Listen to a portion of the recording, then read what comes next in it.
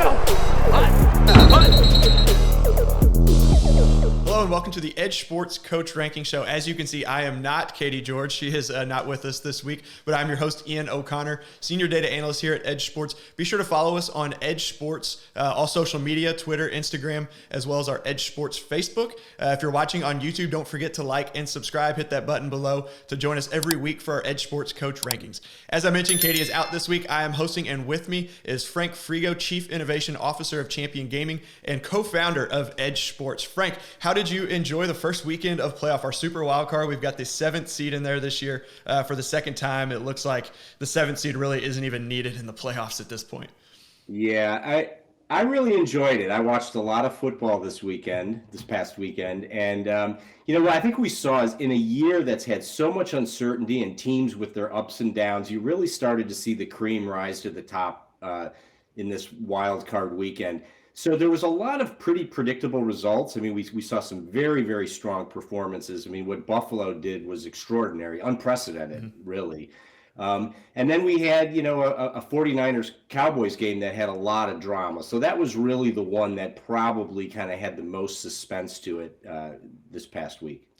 Yeah, and speaking of that game, Dallas finished number 1 overall in DVOA, but it never really seemed like they were the number 1 team in the league the whole year. They had their moments, but that offense had struggled a bunch. Of defense very good, but as a lot of people mentioned throughout the week, San Francisco was really like a very tough matchup for them. I think they're going to be a tough matchup for my Packers come this weekend. They've given us fits the last few years, all the way back to even when Colin Kaepernick was there. So it'll be interesting to see if they can continue that run with an injured Jimmy G. But yeah, I agree. This weekend was a ton of fun to watch, even with the blowouts. Just cool to see those teams like Buffalo, who's been very inconsistent this year, but to put on a game like that. The Chiefs, started off slow, were able to pull ahead and win pretty big there as well. And then Tampa Bay, Tom Brady doing what he does in the playoffs. So will be interesting to get into the divisional round with some really good really all 4 matchups should be very good. Again, be sure to like this video, subscribe on YouTube, follow EdjSports on Twitter as well to get in on the conversation, or to send your kind regards. So this week we don't have any mean tweets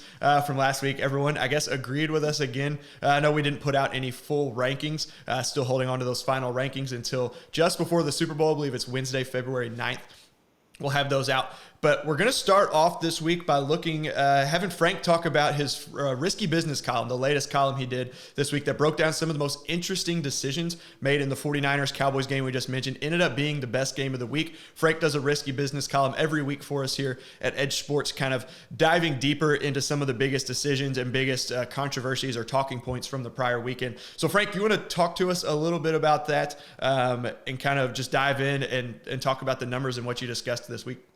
Yeah, so like you mentioned, each week I put together this analysis in Risky Business, which is a very deep, geeked out dive into decision making in the NFL. And it takes advantage of the Football Outsiders metrics, DVOA, which is a key input to our model, and also using our simulation tool to really get in there and look at how do decisions affect a team's winning prospects, or as we call it, game winning chance, or GWC.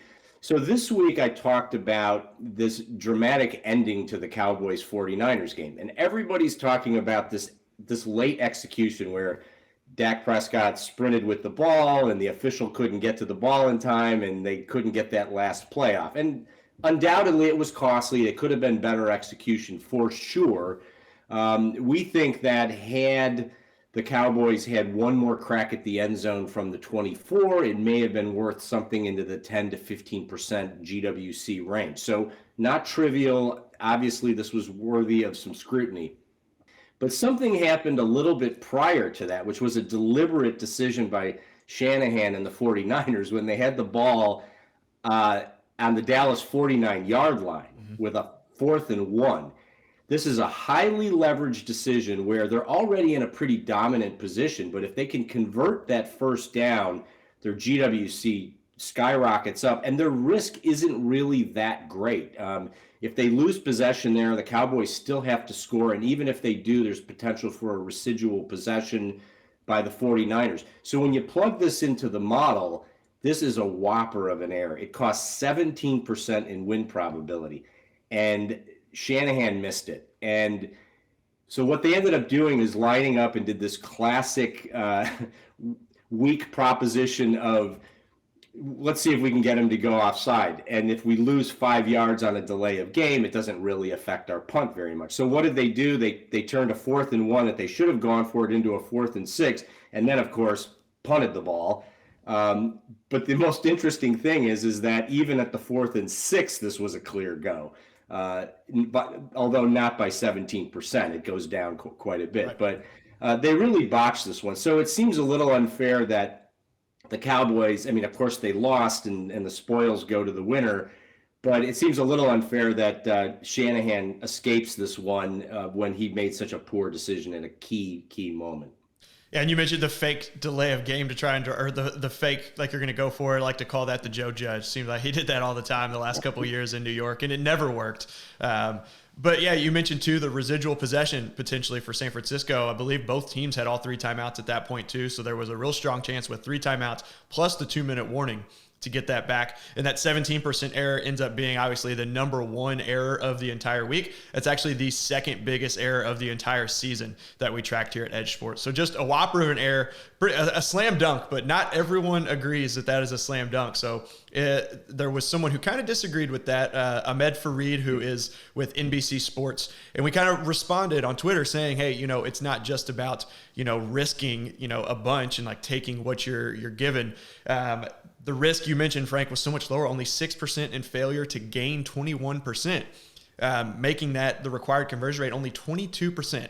And we know you expect to convert a 4th and 1 around 70% of the time. Well, his response was that it's not a slam dunk go because you're dealing with a sample of 1. So that 1 non-conversion could cost you a playoff game. Conversely, Dallas maybe had a 1 in 10 chance of scoring a touchdown after a punt. And then he went on to say, now, if you're playing it out 100 times, yes, go for it every time. You'll come out ahead. I think this is a good point for you, Frank, to maybe talk through the model a little bit, get kind of generic with the model, but also kind of talk through why that thinking process or that thought process is flawed in this situation. Yeah, I mean, yes, it is a sample of 1, but that doesn't mean you don't take the best information and make the best possible decision that optimizes your winning chances. So what we do with our analysis is when we look at a simulation, we can choose a play from the line of scrimmage. So in this case, we can look at the punt as a benchmark, and the model through a very extensive customized simulation, we're accounting for the strengths and weaknesses of both teams. As I mentioned, we use Football Outsiders DVOA input. So we have a very good feel for who these teams are. We put it into the simulation. When we simulated hundreds of thousands of times, it's going through all the various iterations, a full distribution of punting performance. Certainly there's touchbacks in there, but all of those things are being considered and properly weighted. So the punt is a benchmark. You look at that, you simulate the game to conclusion, you get an idea of what that win probability is. And then what you're doing from there is looking at a risk and reward proposition. So if you go for it and you fail, how much does your win probability drop? And this is what you referenced just a moment ago, compared to the punt. If you go for it and succeed, obviously that's a good thing. That's a better result than having punted the ball.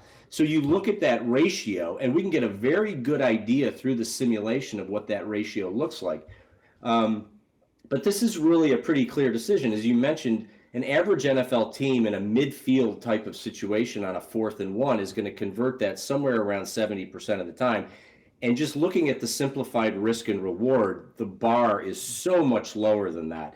And in my column, I did some analysis on this where I even inserted a rushing offense that was weaker than the lowest rated rushing offense in the NFL, and against a rushing defense that was higher than the highest rated, just to put a hypothetical out there to see how it might change the decision. Well, not surprisingly, it reduces the size of the error. It's no longer 17%, but you still can't get it to go below 10%. So even with ridiculous assumptions, that's why we call it a no-brainer. I mean, you can't really twist this any way to justify what Shanahan did. It's a blunder. I'm actually really glad you brought up that kind of counterpoint, looking at the worst offense, rushing offense versus the best rushing defense, because what's interesting with this situation is, in Aaron Schatz, in the stream that I did with him for Football Outsiders on Monday, we were talking about how San Francisco is actually the 5th best rushing offense, Dallas's weakness on defense, they're number 2 in overall defense, but their weakness is the run game, where they're only 16th defending the run heading into last weekend. So to your point, it's actually the opposite of even that counter. So that 17% is why it's so large, because of how strong San Francisco is running the ball. They're kind of built to run the ball. As we saw, you don't really want Jimmy Garoppolo throwing the ball a ton. He makes some of those. He can make some really good plays, but makes some mistakes, like the interception, overthrowing Brandon Ayuk on the wide open third down. But that offense is just meant to run the ball, and they do it very well, and Dallas didn't. But even if they were an absolutely terrible team, going up against a very good defense, like to your point, like I said, still not being able to get it below 10% is unbelievable. Yeah, I mean, this is about as clear as it gets. There's really no argument here. I mean, I appreciate that people want to try to poke holes in it. I mean, it's difficult when you go for something that is perceived as controversial and you fail. I mean, there's some pain and regret with that, and it's a hard thing to deal with. But that's not your objective in these situations, and that's where the math and the modeling can really shine. Is it shows that on average, you are going to win the game a lot more often with these types of aggressive decisions. Yeah, and even with the punt, it's one thing I always like to bring up. Even punting, they don't automatically lose the game. It's not, and we kind of talked about this already, but it's not a 0 and 100% proposition where, if you punt the ball, you lose. If you go for it, you win. But even by punting, they were still, we said they lost about 6% win probability. San Francisco still had 66% chance to win. They still win 2 out of 3 games by punting.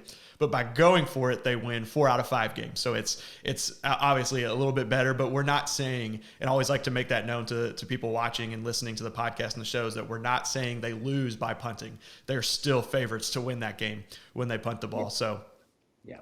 But like you said, we see Brandon Staley. We see him a lot, and people kind of say, "Oh, well, if they would have gone for, or if they wouldn't have gone for it, taking the field goals, at the end of the game, the score would have been different." And in this game, we had one. Shanahan took the 4th and 1, I think the Dallas 22-yard line, kicked the field goal to go up 13-0 instead of going for the first down to try and extend that drive. And we had some people that respond to us and say, "Well, all of the 4th downs he didn't go for worked out. They got the field goal to go up, 3 points. And in the end, Dallas would have just needed a field goal to tie." There was one where they didn't go for it. They punted, but they got a turnover, an interception off Dak Prescott, and then scored on the next play. And then on this one, they still got the stop and won. But you can't just subtract those points or add points on at the end of the game and say, all right, this decision in the first quarter, the game would have played out exactly the same the rest of the game. We would have been at this exact same score. Just add 3 points to this team. You can't look at it that way. But people like to do that. Yeah, look, I mean, good decisions can have bad results and bad decisions can have good results. We could give an infinite number of examples of that. The bottom line is, when you're making good decisions to optimize your winning chances, you're operating on the best information you have prior to the snap of the ball. And, the example I like to give folks is, if it was the last play of the game and you were trailing by 2 points on your opponent's 1-yard line, you could go for the TD. Everybody would think you're crazy, and you're going to probably succeed more than half the time. That doesn't mean you made a good decision. And if you try to kick the field goal, which is, of course, the obvious optimal thing to do, you're going to miss that maybe 1 or 2% of the time. When that occurs, that's just part of the uncertainty. It doesn't mean you made a bad decision. So that's an extreme example. But in these other cases, it's the same kind of principle. You're always making decisions in uncertainty. There's always a risk reward associated with it, and you just want to do it as well as you possibly can. Yeah, and aside from Mr. Farid on this one, I think this is one of those decisions that's very uncommon, where it seems like 99% of people agreed that Shanahan should have gone for it, that end of game scenario. I didn't see many people, if any, until he responded, said that agree or that disagreed. So it's really unique, or not unique. It's rare to see that, I think, where the analytics community and the football guy community, I guess, for lack of a better phrase, all agreed that they should have gone for it in that situation, which was pretty cool to see. Yeah, on Football Outsiders, on the commentary of the Risky Business articles, we always get some really thoughtful responses. And this week, I don't think there was one person that even questioned that Shanahan should have gone for that. So yeah, so a good one to hopefully he learns from his mistakes. We'll we'll see coming up this week. So be sure, if you haven't read Frank's Risky Business column yet, take a look at it. It's the featured article on EdjSports.com, and it'll give you a good insight ahead of mentioned their weekend matchup against my Green Bay Packers. So hopefully, for my sake, Shanahan makes a handful of these mistakes coming up on Saturday evening. So now, Frank, we're going to move into what's typically kind of our hot seats section. Last week, Katie and I broke down the Black Monday firing, some of the coaching vacancies with Vegas odds. Well, since last week, Houston fired David Culley after one season. Kind of seemed like he was just a scapegoat there, had very little resources to win, was kind of thrown into a very bad situation. Wound up winning 4 games. They beat the number 1 seed in the AFC Titans, and they beat the Chargers along the way. So not a bad season, but he is out. Still waiting to hear the final verdict on the Raiders and Rich Bisaccia. Have no hires yet for any of the vacancies. Some names have been floated around for different teams. A lot of the odds have been taken down for these, so we don't have exact odds on most of these. But just for you all out there looking, and Frank just going through the teams that need a head coach right now. Denver Broncos are one. Potentially Dan Quinn is the leader. I've heard his name thrown around a lot with them. They're interviewing more defensive coordinators today, according to Ian Rappaport. Vikings still looking for a head coach. Chicago Bears. Brian Flores seems to be the leader here from everything that I've seen. Miami Dolphins, who just fired Brian Flores. New York Giants, they, though, appear to be focusing on their GM hire first. I don't think they have any interviews lined up with head coaching candidates yet, a lot of GM candidates.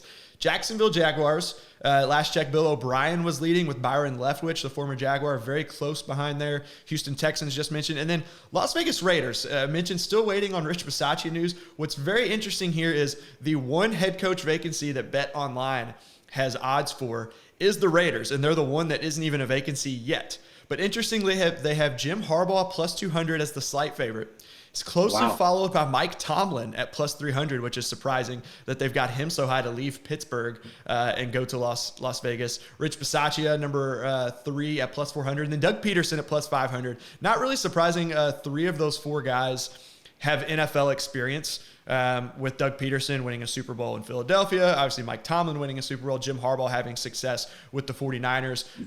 Still not sure if he's going to leave Michigan. They've got a lot of good things going for him there. But those are the favorites. But Mike Tomlin is that surprising one to me. So, Frank, with these 7, potentially 8 openings, most likely 8 openings, just want to get your thoughts on which team is most appealing to you based on the situation. If you were a head coach looking for a job and had your pick of these 8 openings, which of those do you think would be your favorite?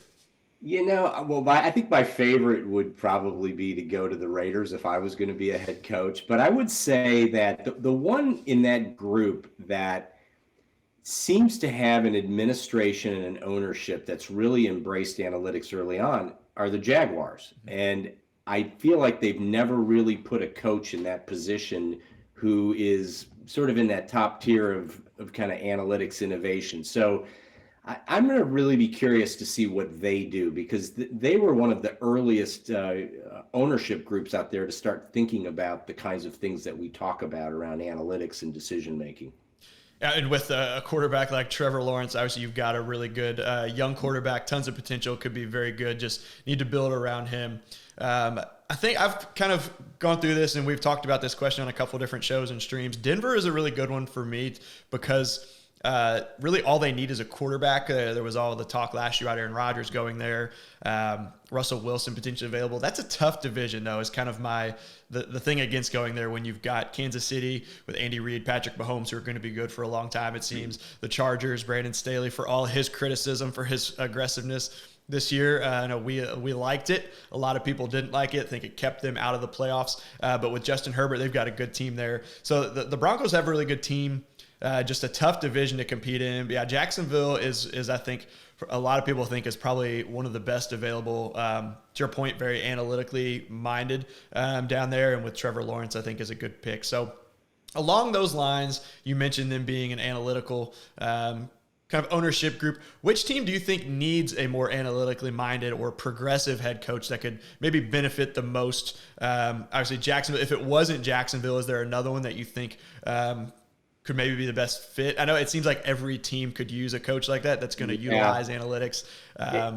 It's hard to say. I mean, with the Raiders, I mean, Gruden was previously on the record saying that he had his own method of analytics and didn't really subscribe to the kinds of things that we talk about. And Mark Davis seemed to be okay with that. I think, Bisaccia certainly took the reins and, got him into the playoffs and probably deserves a chance. So, this list that you've mentioned, it's very interesting. There must be some rumors floating around, but I would think he's, should get a shot. But it'll be interesting to see what happens there, because I feel like they do need an injection of kind of, some deeper analytics to really sort of take themselves up a notch. And speaking of Gruden, whether it was, his own analytics that were working for him, we've talked about how he's been, very conservative and kind of a lot of times the last couple of years wasn't very aggressive. It was interesting though, towards the end of last year, even this year up until through week 5, they were actually, when we released our first coach rankings after week 9, we're like 6th in CCI. So that he was actually doing very well lately, whether that was just him going with his gut in a lot of situations and knowing his team. But Bisaccia came in, they fell down to like 27th in CCI. But the last few weeks, he moved up a couple spots, had our best decision of the week a couple weeks, and have been very good. So I agree with you. I think a lot of the players have come out in support of him, was able to dealing with so much adversity with first Gruden and then the Henry Ruggs situation. Then I forget the other player they had that was, the video of threatening to kill some whatever it was that they released. A lot of adversity and keeping that team together and turning that around into the playoffs. That one, would be interesting.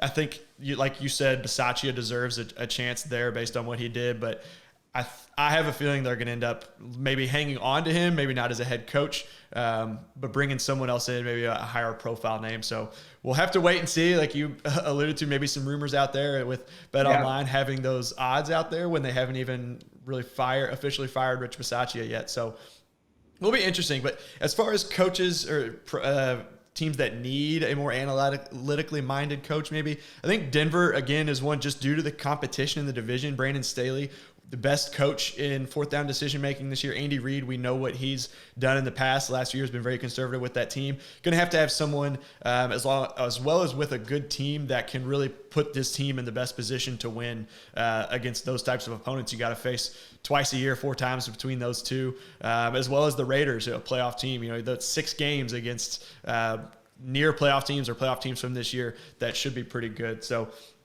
Denver, I guess, ends up being my number one, potentially number one coaching vacancy, but also the one that needs, I think, an analytically minded coach at that point. So we will keep you all updated. Next week, we'll have a show as well where we'll cover any hires that occur.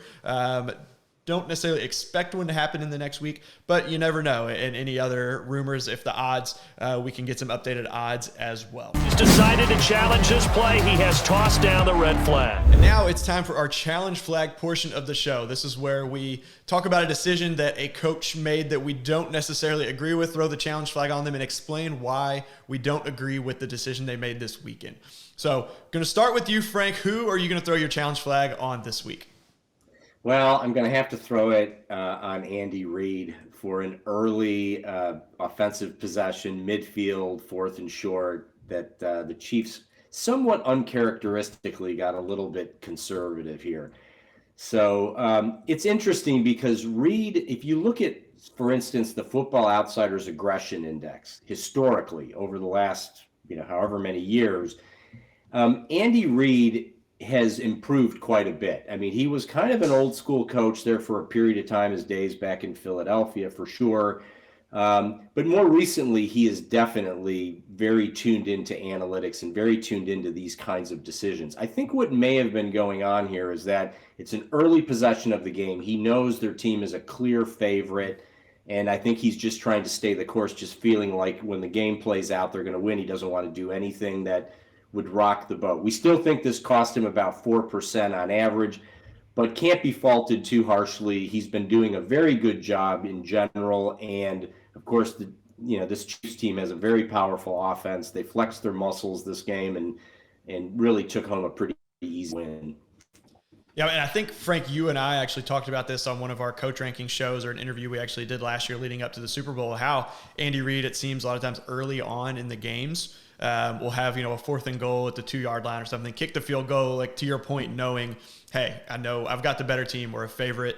This offense is going to get things going. We're going to just take some points early, get on the board. And then later in the game is when he decides, when it matters is when it comes down to it. He makes the right decision more often than not. It's just against a team like Pittsburgh, that's someone, people made points, really can't move the ball at all against them. Really, Roethlisberger is kind of a shell of his former self. I agree. It's just surprising to see Reed do that. You kind of watching that thinking, oh, there's no way he's not going to go for it here and choosing to punt. But to your point, powerful offense, they went on to just completely blow out the Steelers for the second time in, 5 or 6 weeks. So we'll see. Yeah. Don't expect him to do that moving forward. But I'm going to throw my challenge flag this week. And never very good. Good thing Katie's not here to show me up with her challenge flag toss. Hers is always so much better. But mine is going to be on Bill Belichick. Had him a couple times in here, but you mentioned Buffalo had an absolutely impressive game this week. One of the top 10 best overall playoff performances in DVOA history. And they were down 14-0 early in the second quarter in a game where Buffalo I think they were perfect on third downs. They scored on every possession. They didn't punt, didn't take a sack, didn't have a turnover, nothing. Or the first third down they didn't convert, I think it was the kneel down at the end of the game. But down 14-0 early second quarter, has 4th and 1 at his own 34, chooses to punt. It's the 5th worst error of the weekend. At your own 34, people might question it, but in a game like that where you're just clearly getting dominated from the start, like you've got to go for that. A 4th and 1, a team, Aaron Schatz pointed out that New England is built as a power run team. That's what they do well. You've got to be able to pick up 1 yard there. But not only that, he doubled down. This one might be a little bit more, I guess I called it extreme earlier in the weekend. But in this situation, it was a 4th and 8 at their own 49, basically midfield, down 20-0 at this point. Chooses to punt. It's only a 0.5% error, but it was about a 10-ish% relative decrease. Not that much because, such little equity to lose at this point in the game. They're already down so big. And on these 2 drives, or after these 2 punts, Buffalo drove 81 yards and 89 yards to score touchdowns again to go up 27-0 after these 2 drives. So Bill Belichick, we've seen this from him. I don't know. You probably have some things you could add here. We've looked at him over the last few years. I know you had a Risky Business column. I think it was last year, maybe even another one this year, talking about Belichick and just how he is just so conservative. Yeah, I think the title of that article is Bill Belichick sinking in the rising tide of analytics. And he is. He's regressed. And Aaron Schatz at Football Outsiders has shown this in his aggressive index. He is not the same coach that he used to be. And it can seem sacrilegious to criticize him because he's had so much success and he does so many aspects of the game so well. But in this specific category, he really is subpar, and he seems to be stubbornly continuing to do it. Now, some of the errors that you pointed out, in pure magnitude, as you said, they're not that big, but that part of that is because their win probability has already dropped so much. You're down 14-0 in this game. You're about to punt the ball away. Your win probability, you don't have that much to squander, but you still have to think of these things in terms of they're independent decisions. You're trying to improve incrementally. And as you mentioned, the relative value, you can still make bad decisions that don't cost you a lot in terms of, absolute win probability, but relative to what you had, you're squandering a lot. And that's kind of what he was doing here. So, and I think a bad message to the team, quite frankly. Yeah, and that's one of the criticisms, as you mentioned. He's got so much success, and that's one of the criticisms we get a lot is when we call out Belichick for a decision or put out when they're playing and say, hey, this was an error, they should have gone for it. A lot of the response we get is, oh, how many Super Bowls does your metric have? Or how many Super Bowls do you all have? Never mind the fact that we've won 2 out of the last, 4 Super Bowls we've had some clients that have had a lot of success using our data. So we've got a couple. But yeah, Belichick going back to, I forget what year it was. I know you all, you had written for the New York Times, I believe, that 4th and 2 on his own, 28-29, I think, against the Colts years ago? It was a game against the Colts, and oh my gosh, he was so heavily criticized because they went for it and they didn't convert, and Peyton Manning came back, and that was the end of it. But he actually, that, as we argued at the time, was a pretty clear go. He understood it and he did the right thing. I don't know if that set him back a little bit. I think, I don't think we can completely point to that moment, but certainly in the last few years, he's just really not keeping up with his peers in this category. That will do it for the challenge flag portion, but we're not all about the bad here at Edge Sports. We have our golden whistle segment as well, which is where we pick out a decision that a coach did that was good, kind of give them props on that, prop them up a little bit. And these are usually under the radar decisions, fourth down decisions that don't show up in our top fives, or maybe really good ones that we want to kind of talk through and explain a little bit more.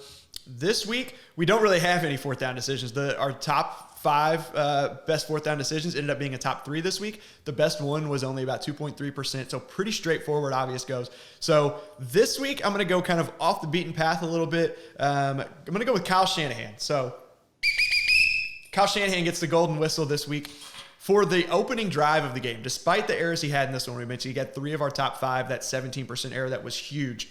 The first drive was really a thing of beauty. They went 7 plays, 75 yards, scored a touchdown. They had 4 straight plays go for 11-plus yards. That culminated with the 4-yard, I believe it was a 4-yard Elijah Mitchell touchdown run. So that drive just really seemed to set the tone for the rest of the game. They went up 7-0, ended up having 2 field goal drives. Didn't get a ton of yards on the first one. I think got like 58 yards on the second one to drive down. They made the error, but still went up 13-0. But that first drive was just pretty much the Cowboys just couldn't stop them at that point. So Kyle Shanahan gets the golden whistle this week for orchestrating that opening drive of that game, setting the tone for the win that they held on to, and they now go on to face the Green Bay Packers.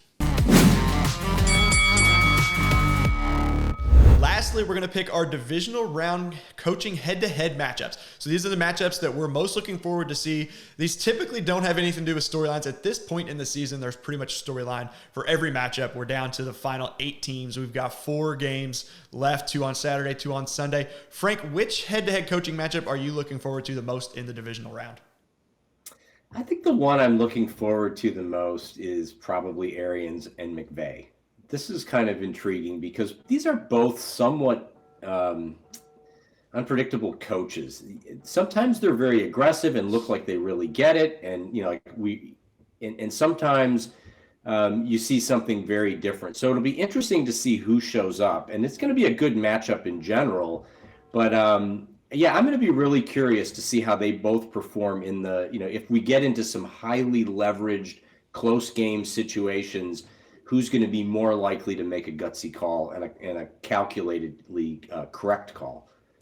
Almost would expect both of them to play the field position game. McVay 25th in CCI. You mentioned kind of hard to trust there. Arians 30th in CCI, so only 2 coaches worse than him in fourth down decision making. Sometimes it seems like he doesn't trust Tom Brady, but trusts his defense more than putting the ball in the hands of the greatest quarterback of all time. We saw they were down 7 or 10 a few weeks ago against the Jets in that game that they were losing most of the game. Had like a 4th and 6 at the Jets 39. Not only did he decide not to go for it, he punted from the 39-yard line against a clearly inferior team in the Jets. Now the Bucs were missing a couple of their wide receivers. Chris Godwin out. I think Mike Evans was out of that game. Or Evans might have been there. Antonio Brown, we know, quit halfway through the game. But still, you've got to trust Tom Brady to make a play with some of those. Still got Gronk. Still have, Cyril Grayson has been really good. Tyler Johnson, Scotty Miller. So will be interesting to see. I'm kind of with you. I don't know if either one of them will make a really good call late. It may just be some punts and field goals and whoever has the ball last in what should be a really close game. So when you have these quality offenses going against each other, sometimes that sort of masks the poor decision making because you execute well, you just don't get into these situations that really matter all the time. But in a tight playoff game, if that does occur, it'll be really interesting to see how they compare because as we know, some of these decisions matter a lot. Yeah, and speaking of, the game that I'm going to actually is the biggest favorite of the week. The spread, I think, is at 6 points for Green Bay. Still kind of expect this one to be close. San Francisco, they've played really well of late. They're still top 5 in overall DVOA. But this is what I'm going with because we talked about Shanahan's decisions versus Dallas that nearly cost them the game. Yes, they were able to find a way to win that game. But in a game that they expect to be trailing, will he take the necessary risks early on if they have some 4th and 1, some 4th and 2s, especially with Aaron Rodgers on the other side of the field, staring you down when punts. He's probably standing there at a 4th and 1, 4th and 2, and you're going to punt. And then Rodgers is like, all right, this is exactly what I want because he wants the ball in his hands, has been the best player all year, the likely MVP, I think, this season. And then Matt LaFleur, we know, one of the more aggressive coaches, trusting Rodgers, putting the ball in his hands. LaFleur is 7th in CCI in 2021 and was our EdjSports Coach of the Year last year. So we know he trusts his offense and is going to put them in the best position to win. He's going to let them go for it with the game on the line. I'm not so sure Shanahan is going to learn, especially since they won last week, making that decision, trusting his defense to get some stops. I think we may see a little more of that in this game too. Yeah, good point. I mean, they could, Shanahan could be a victim of his own success, not realizing what he did because he got away with a win. Also, I think last year, LaFleur was under some criticism, even by Rodgers himself, about that late game situation. I guess that was the NFC Championship game. Yep, the 4th and goal at the 8. Yeah, and so, based on what you said about the CCI and maybe learning some lessons from last year and kind of thinking that through, a little bit of introspection about how they made decisions, this seems to lean very much in favor of LaFleur. I mean, not just because of the quality of the team on the field, but I would say even in a pure decision-making matchup, we have to lean that direction. Personally, I hope it doesn't come down to that. Hope this one is a blowout like the Bills. Last week, I'm sure it won't be expected to be a close game. Said they always play well. But Green Bay, just a note on them too, just looking ahead, as a fan, but just in general, a football fan, that it seems like hard to remember the last time a team was pretty much getting fully healthy going into the last game. They're getting back, should have back Zadarius Smith, Jair Alexander, as well as David Bakhtiari. So, again, this one has the biggest spread of the week at 6 points. Green Bay favorite to win this one, but Shanahan is going to have to be aggressive, I think, to keep them in this one, but to keep it from getting out of hand early on. So that will do it for another Coach Ranking show. Thank you for your time, Frank. Thank you for joining me this week, filling in for us. Next week, Katie and I will be here previewing the conference championship matchups, as well as looking at any coaching decisions coming up from the divisional round, throwing some challenge flags, golden whistles. Again, hopefully we've got some more competitive games, so we'll have some more of that. So like and subscribe. Again, if you're on YouTube, hit the button below, subscribe to us. Get updates on our weekly Coach Ranking show, and get in-depth betting analysis as well for every game on EdjSports.com. That's EdjSports.com, as well as our matchup videos on our YouTube channel. Frank, thanks again for joining me. Hope you have a good one. Enjoy the divisional round. Should be 4 very good games. Yeah, for sure. Thanks, Ian.